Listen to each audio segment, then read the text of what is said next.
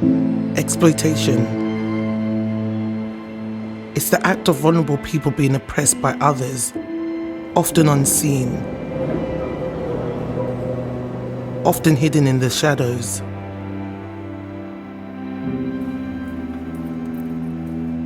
This exploitation is happening here, in Bedfordshire.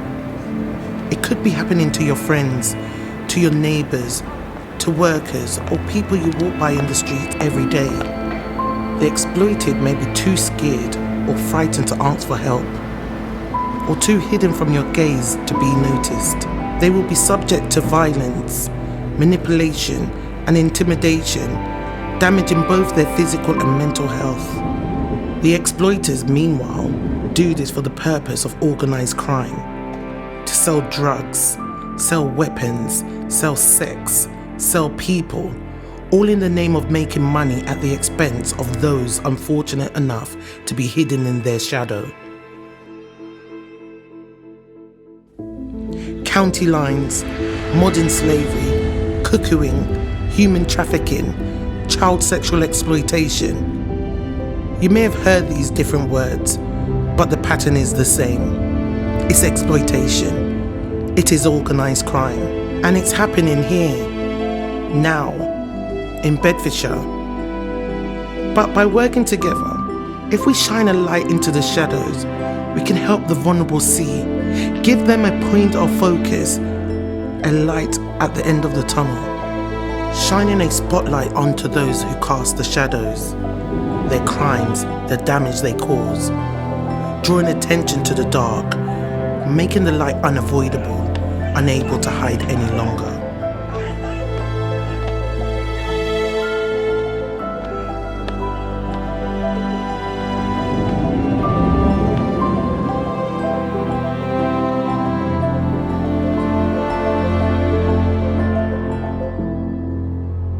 We can tackle exploitation and protect the vulnerable together.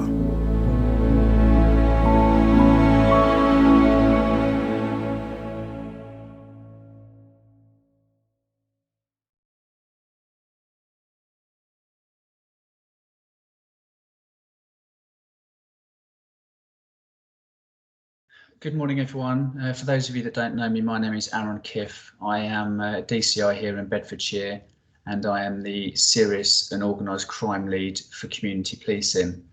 What I wanted to do today was just brief you on the Bedfordshire Against Violence and Exploitation communications campaign. So for those of you that aren't aware, BAVEX, or Bedfordshire Against Violence and Exploitation, is a partnership campaign that is supported by a variety of different agencies across Bedfordshire. And the aim of this is to raise awareness of the exploitation that takes place within our county. The campaign particularly focuses on those forms of exploitation linked to organised crime. So this will naturally include child criminal exploitation through county lines, child sexual exploitation, criminal exploitation through things like forced begging, shoplifting or money laundering, and sexual exploitation in places such as brothels or labour exploitation in different industries, as well as the cuckooing of people's vulnerable homes. So BAVEX as a brand has worked with a number of local groups and organisations to produce and publicise videos and graphics which raise an awareness of these issues among our communities. And effectively, the aim of this is to encourage people to come forward with any information and for potential victims to seek help. And what I wanted to do was just to go through each of the specific areas of exploitation, just so that you have that understanding. So firstly, I'm going to talk about serious and organised crime as a whole. And I think you'll have heard me mention previously that serious and organised crime affects more people in the UK more often than any other national security threat. It leads to more deaths in the UK each year than all other national security threats combined, and this includes terrorism. And it's estimated that SOC costs the country at least £37 billion every year to deal with. Now, whilst serious and organised crime is obviously an international issue, it does also have a massive impact here within Bedfordshire. The county's population, demographics and transport links means that organised crime has a much bigger impact here than it does in similar sized areas. And a major piece of police research alongside our partner agencies estimates that more than £100 million is spent on cocaine and cannabis in the county every year. In addition to this, almost 400 victims of modern day slavery were identified in Bedfordshire last year. And to put that into perspective, this was the 5th highest of any police force area within England and Wales. So that's more than were identified in places such as Merseyside. Organised crime is a driver for many other crime types, even if people do not recognise it at first. Most firearm discharges in Bedfordshire are most often linked to the illegal drugs trade, as are many of the stabbings and other incidents of serious youth violence that we see on our streets quite regularly. Antisocial behaviour is often driven by illegal drugs, while many burglaries and incidents of shoplifting are either committed by organised crime groups or alternatively by people with addiction issues who steal in order to buy these drugs. We're increasingly seeing organised crime groups involved in fraud targeting our communities. And in addition to this, we're also running a major operation targeting organised crime in Luton, which is establishing how these groups are involved in things like money laundering and widespread benefit fraud. So in summary, tackling organised crime is everyone's business. And if we can stop organised crime, all of our communities will be a lot safer. And on the screen in front of you, you'll be able to see signs to spot. So when you're out and about in the community, when you're engaging with your community, and when you're speaking to those who you believe may be vulnerable, just be aware of the signs that are highlighted on there. So anyone that has significant wealth and expensive possessions beyond what someone can afford may well raise alarm bells or maybe a trigger that they will be involved in serious and organised crime. In addition, somebody that has large amounts of cash or individuals that have multiple mobile phones or specialist encrypted phones, as we've seen during Operation Costello, each of these things should ring an alarm bell, which may then prompt you to submit a safeguarding referral on behalf of that individual. I'm now just going to talk a little bit around child criminal exploitation.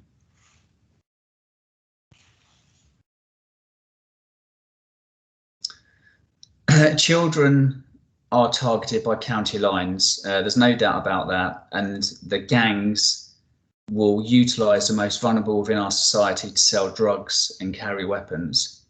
Children, not even in their teens, have yet or have often been targeted to carry out this operating model. And quite often they can be sent across the country to sell drugs, travelling by train, bus or taxi to undertake that criminality. These children may face extreme violence and intimidation as well as debt bondage, where gangs will arrange for the younger runner to get robbed so that they then end up in the gang's debt. The county line is the mobile phone line used to take orders of drugs, and county lines gangs are typically associated with gangs from urban areas sending exploited children to more rural areas. Importing areas where the drugs are taken to, are reporting increased levels of violence and weapons related to crimes as a result of this trend. And here in Bedfordshire, we have issues with children and young people from London, in particular, being sent here to sell drugs. However, gangs based in the county are also grooming and exploiting young people who live here. And we also have gangs that are sending individuals to other areas up and down the country to carry out their drug criminality. Now, whilst most child criminal exploitation victims are boys, girls are also targeted by these gangs to do things like hide weapons from the police. So please just be mindful of that. And it's worth noting that any young person can be exploited either in person or online. And gangs are specifically targeting so-called clear-skinned children, so those who do not have a criminal record, so that they will not draw attention to themselves. And again, on the screen in front of you, you'll be able to see, again, some signs to spot. So if you're engaging with somebody that's going missing on a regular basis, or as a first responder, you're being called to the same address day in, day out because an individual is going missing, then please think in the back of your mind, where is that individual going? What are their vulnerabilities? And what can we do to support them moving forward?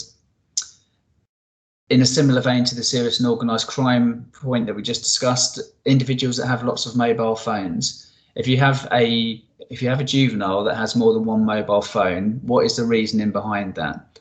Because an individual that leads a stable life that isn't involved in criminality would not likely have 2, 3, 4 mobile phones in their possession. And again, as we've just mentioned, the county lines operating model often sees individuals being exploited and being sent to other areas of the country to sell drugs.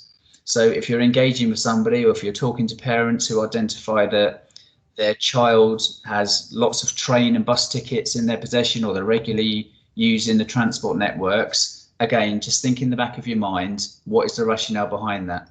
It may well be that there's a legitimate cause, but if there's concerns being raised by partners or by a parent, or equally by an individual themselves, then it's at that point that we should be intervening to safeguard them. I now just want to touch on child sexual exploitation. And again, you can obviously see the signs to spot on the screen. So child sexual exploitation, or CSE as it's more widely known, can affect any child and young person. And obviously this can be regardless of their background, culture, gender, age, or their ethnicity. It's a type of abuse in which children are sexually exploited for money, power, or status. And it sees children and young people under the age of 18 involved in exploitive situations and relationships where the young person receives something. So this could be accommodation, drugs, alcohol, affection, or gifts, as a result of them performing and or another performing on them sexual activities. It can also occur through the use of technology without the child's immediate recognition. So what we're talking about here is an individual being persuaded to post images on the internet or messages on mobile phones. And while CSE can happen anywhere in the community, there have been efforts locally to raise awareness among taxi and private hire vehicle companies, bars, nightclubs, fast food takeaways, as well as hotels. The exploiters, who sometimes work in groups, are organised in their actions, and they are deliberate in their actions and sophisticated tactics. As I'm sure you'll be aware, grooming will take place in many forms, both online, so this will be using social media, mobile phones, or equally in person. And often the grooming starts with the friendship or a relationship. The victim may initially be misguided into thinking that the adult is their boyfriend or girlfriend, as the offender may well supply them with gifts such as clothes, money, mobiles, phones, or other presents. They may also supply the individual with drugs and alcohol. Sometimes the victims are given lifts and transported around in high performance vehicles. However, over time, the offender will usually encourage the child to distance themselves from their usual family and friends. Soon into the friendship or relationship, sexual assault or rape may occur, and the victim may feel pressurized to have sex because they are in a relationship or because they feel threatened or frightened. Sex may involve one person, or they may be forced to have sex with several different individuals, or be passed around a group of unknown persons. And the child may not always realise they are being groomed, and may even believe that they are a willing participant, when the reality is they are anything but. So as you can see on the screen, children and young people can be sexually abused for money, power, or status. And as I've already alluded to, they may well receive things like drugs, alcohol, and gifts in return for sexual activities. Again, looking at the signs to spot, if you have somebody under the age of 18 that's habitually or often hanging around with older friends, why is that, and what is the purpose of that friendship? Again, there's clear links here with the going missing or frequently returning home late episodes as well. So again, please just bear that in mind. If you've got somebody that's going missing on a regular basis and there seems to be no cause or reason for that, then please treat that as an alarm bell. I'm now going to spend a couple of minutes talking about criminal exploitation.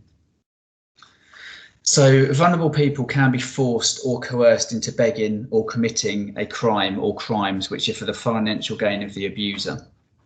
Criminal exploitation can take many forms, including the drug trade. So as an example, cannabis cultivation and drug distribution, begging, pickpocketing, shoplifting, bag snatching, ATM theft, selling of counterfeit goods, benefit fraud, and using personal accounts for money laundering. So that obviously covers quite a broad range there. Those targeted can include people with drink and drug abuse issues, poor mental health, learning disabilities, or poor English language skills. So again, this really is considering who those individuals are that are out and about in our communities, sometimes in town centres, but not on all occasions, around who is vulnerable and who is likely to be taken advantage of or exploited. Homeless people are often victims of criminal exploitation, whereas the traffickers are known to exploit vulnerable individuals by approaching them in homeless shelters. It could be food banks, soup kitchens, and the idea around this is, from their point of view, with a view to recruiting them to carry out short-term work under the guise of a cash-in-hand payment. And naturally, that puts that individual in a vicious circle that they're getting money to fund their drug or alcohol habit, and then they continue with the criminal activity to be able to get the money to fund that moving forward. In some cases, the recruiter may use drugs and or alcohol as a means of control over the victim. Traffickers also recruit potential victims from other countries into the United Kingdom. This is often with the promise of work, money, and a better way of life. However, the reality is that they are forced into working, begging, and stealing to fund criminal gangs. Groups of people of the same nationality can often be involved in criminal exploitation, working together to exploit people of the same nationality. It is important to not take these crimes at face value, as the individuals may not feel that they have any choice.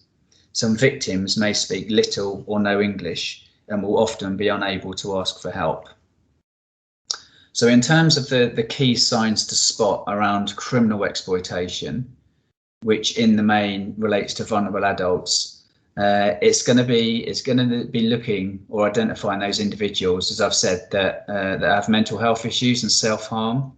It's going to be those individuals that have a fear and mistrust of people like doctors and the police. And it's going to be those individuals that are living in poor conditions with many other people. And the only way of them being able to function and to live the lifestyle that they want to live is by working for criminal networks to get that cash in hand to be able to fund their own habits. So again, if you find yourself in a position that you're speaking to somebody or you're aware of somebody that is living in these circumstances, then please consider your safeguarding options.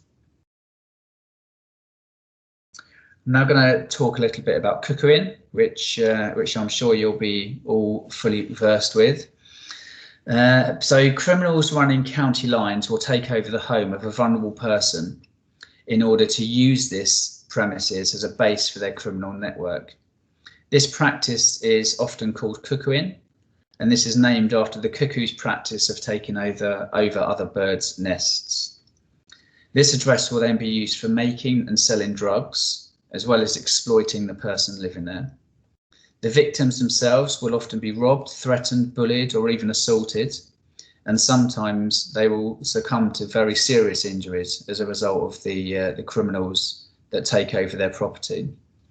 So I'm sure you don't need me to tell you, but cuckooing is a form of criminal exploitation in its own right. The victims are befriended by the dealers, as they may well be vulnerable, isolated, and often drug users themselves. And as well as drug users, victims can include older people, so those suffering from mental or physical health problems, female sex workers, single mums, and also those living in poverty. The victims may suffer from other forms of addiction, such as alcoholism or even drugs. And once they gain control, gangs move in, further increasing the risk of domestic abuse, sexual exploitation and violence, and children as well as adults will be used as drug runners. It's common for gangs to have access to several addresses, so they move quickly between vulnerable people's homes for just a few hours, a couple of days or even longer. And the reasoning behind this is it helps that gang to avoid detection, because if police, or if they see police activity or they become suspicious of activity, whether that be from police, partner agents or the community, they then know that they have a second, third, fourth, fifth option of going to another property to evade capture for that specific moment in time. These gangs may also use accommodation in rural areas, so this will include service departments, holiday lets, budget hotels and even caravan parks. And some vulnerable adults may be forced to leave their homes, making themselves homeless and leaving the gangs free to sell drugs in their absence. So signs to spot from a Cuckooing perspective then, as I'm sure you'd appreciate, people or numerous people entering and exiting a property on a regular basis at all times of the day, whether this be in the early hours of the morning or late in the evening, and also lots of cars and bikes arriving at the property as well. This will be more often than not a sign that that place is being used to sell drugs by criminal networks. Damage to the property door or the door being propped up is often again a sign of that Cuckooing methodology, as the window or the front door will be damaged to allow gang nominals and drug users to enter and exit that property, again at all times of the day to sell drugs. And again, thinking about the individual that resides within that property ordinarily, if that resident won't open the door to speak to individuals when they would do normally, if their phone has been disconnected, again when that would seem to be out of character, or if you have not seen the resident recently, or when you have, they seem to be different in their response to you, so feeling anxious or distracted, again, just please remember that that may be a sign that there's something untoward and there is something not right. And it may well be that that individual or the premises in which they are residing has been cuckooed and is being used by criminal networks. I'm now just going to talk a little bit around labour exploitation. So forced labour takes many forms, including debt bondage, trafficking, and also other forms of modern slavery. People can be trafficked into or around the UK to carry out hard manual work on farms or in factories, and their passports may well be confiscated and they may be made to live in poor conditions. Common sectors identified for labour exploitation in the main include food processing factories, packaging factories, warehousing and logistics, hotels, catering, cleaning and other service industries. Other places where you may find individuals being exploited for their labour are construction sites, nail bars, restaurants and also the car washes. Victims may well be reluctant to tell their story, and this will be through fear of reprisal or not being believed. It could be around a feeling of shame or because they do not know their rights and the treatment they are entitled to receive. As well as having injuries, victims may wear the same clothes every day or not be dressed adequately for their work, such as having no protective equipment or warm clothing. And those with limited skills are often forced into work, with groups of workers of the same nationality may also be exploited at the same time. Victims of forced labour may also be victims of debt bondage, where they are tricked into working for little or no money to repay a debt.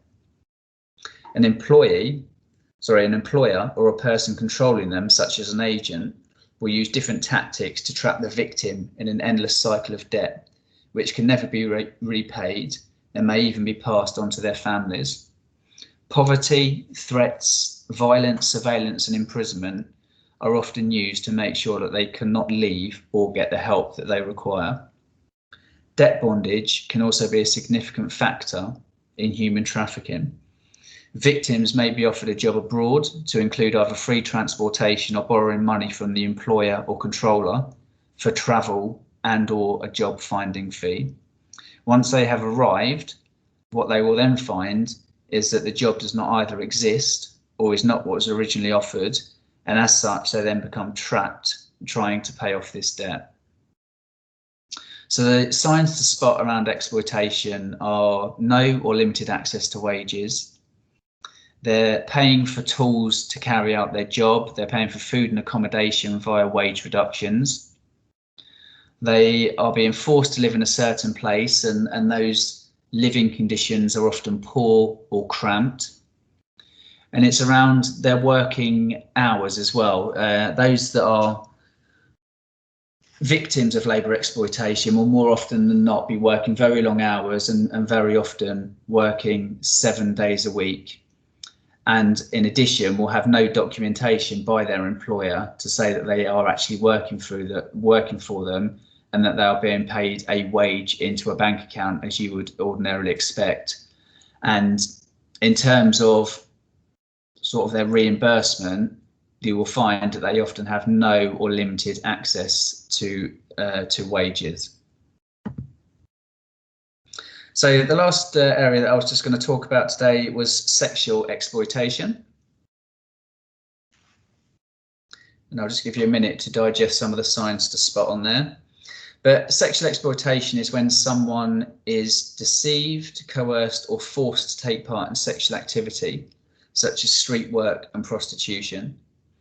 Places where someone could be sexually exploited include brothels, massage, sauna parlours, escort agencies, pole lap dancing venues, stripping on a webcam, phone sex lines, internet chat rooms, mail order brides, or sex tourism.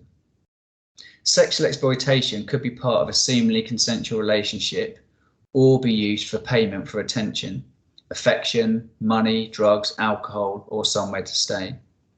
The person being exploited may believe their abuser is their friend, boyfriend, or girlfriend.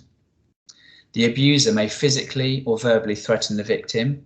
They may take indecent photographs of them and circulate to others, or alternatively, they may well be violent towards them and try to isolate them from friends and family.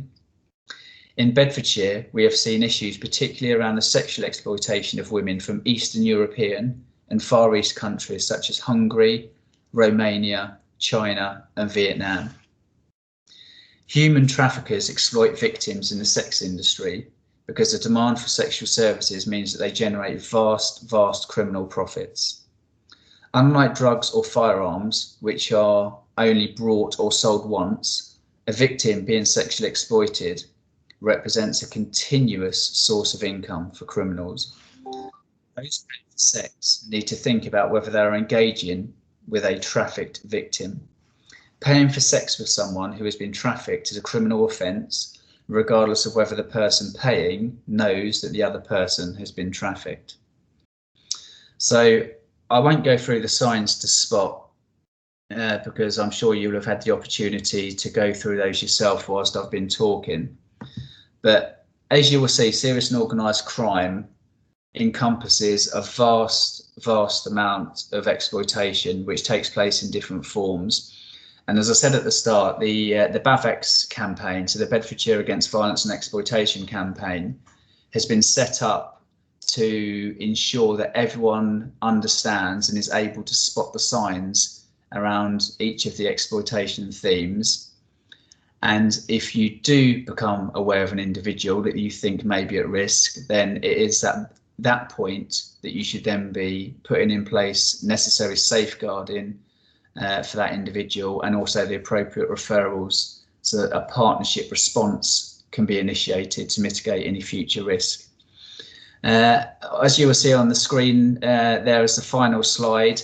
If you go onto the BAVEX website, so it's just bavex.co.uk, it provides a wealth of information around exploitation as a whole, which obviously I've spoken through today, but it also provides numerous pieces of promotional material under the very village which will enable you to carry out your role and spot those signs. So please do take a look at that website when you get the opportunity.